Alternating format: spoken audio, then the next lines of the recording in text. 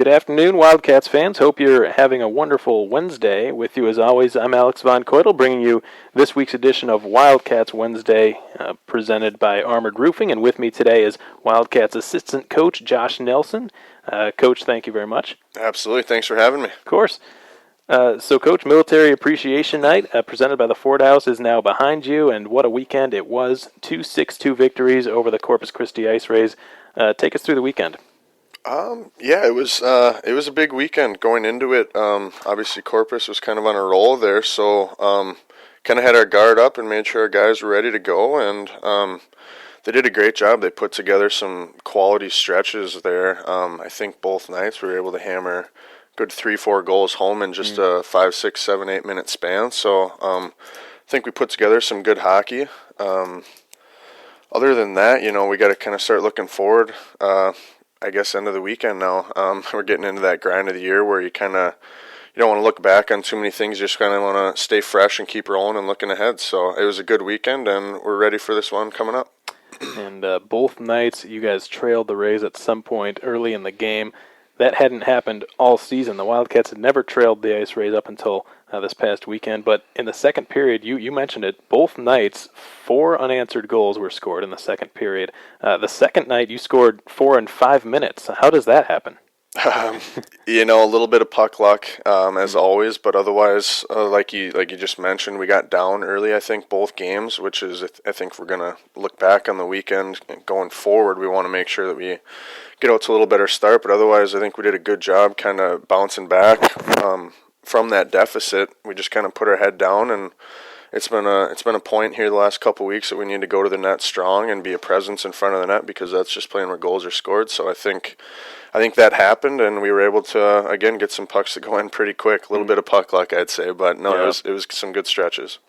So, Coach, shifting gears a little bit here, the Wildcats make one last trip to Amarillo, to Lone Star, Topeka, and Odessa before the final quarter of the regular season kicks in which you will be playing only at the KYC and in Corpus Christi for that remaining 15 games of the year.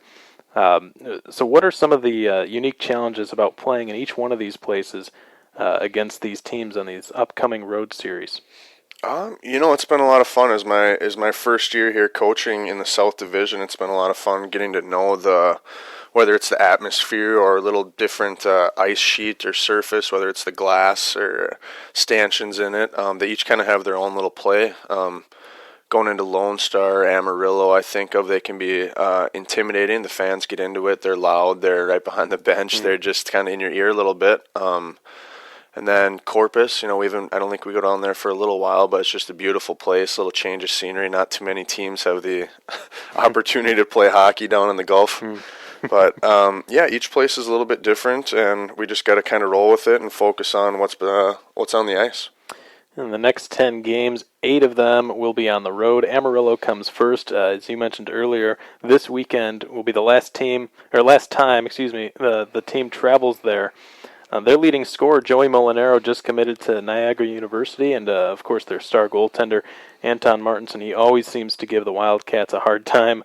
He leads the league in saves by over 400 and is second in save percentage. So talk about the problems that these two can pose and what's going to be key to winning your 5th straight against this team. Yeah, it's going to be tough. Like you mentioned, Martinson, their goalie there, he makes a lot of big plays. I think they're okay with giving up the outside shot, so I think that has a lot to do with the number of shots he sees, but he also makes a lot of quality saves, whether it's backdoors, rebounds, whatever it might be. He's always there, and he seems to make it look fairly easy. He's always composed. So that's always trouble. A goalie can affect the game probably more than any other player on the ice. And then Molinaro, you mentioned, just got his commitment. It's always good to see. Good for the league, the division, everyone. He's a very complete player. He can affect the game, whether it's in the D zone, O zone, whatever it is. He's just a complete player and tough to play against. And it's been Anton Martinson. Noticed last time he was here, again, having a tremendous couple of games against the Wildcats.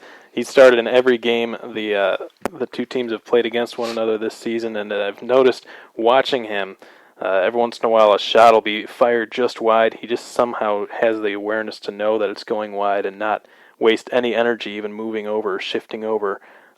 Stays extremely composed in the net, and that's probably why he's able to stop so many shots every single game. And as for Molinaro, certainly looking forward to seeing him in action. He was at the top of the league standings, or the league statistics rather, in goals and points. Always a threat to see him. He had an extremely nice goal against the Wildcats not long ago. Yes, he did.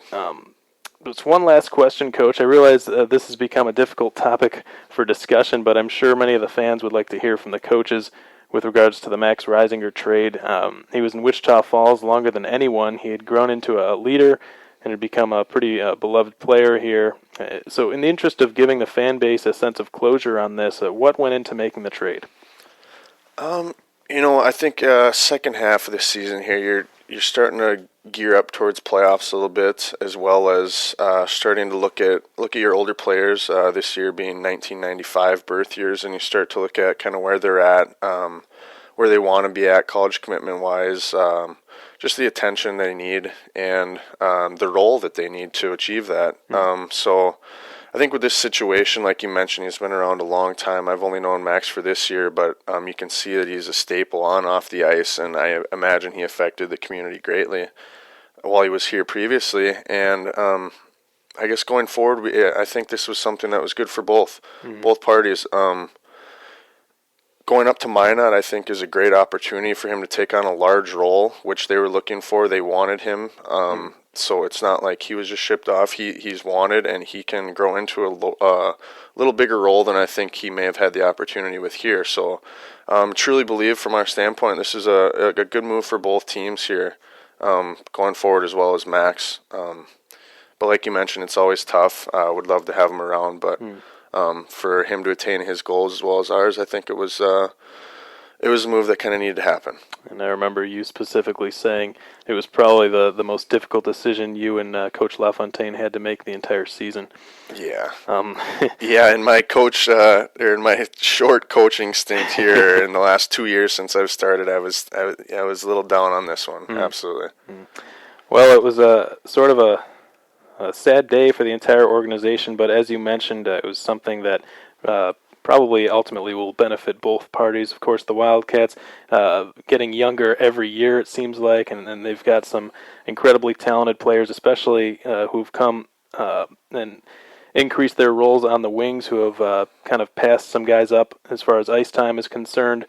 And as for Max, he's definitely going to get a good look up there in Minot. He will be playing for a great coach in Marty Murray, with whom John LaFontaine and the GM here, Paul Baxter, have a great relationship. So we wish the best for Max Reisinger in his future hockey endeavors. And Coach, we thank you very much for taking the time out of your Wednesday to join us on Wildcats Wednesday. Of course, anytime. And that's Wildcats assistant coach Josh Nelson, and I'm Alex Von Coydel, bringing you this week's edition of Wildcats Wednesday, presented by Armored Roofing. The Cats are in the Texas Panhandle this weekend, taking on the Amarillo Bulls, looking for their 5th straight win overall and their 5th straight against the Bulls. For those of you making the drive out to West Texas to catch the game, we very much look forward to seeing you there.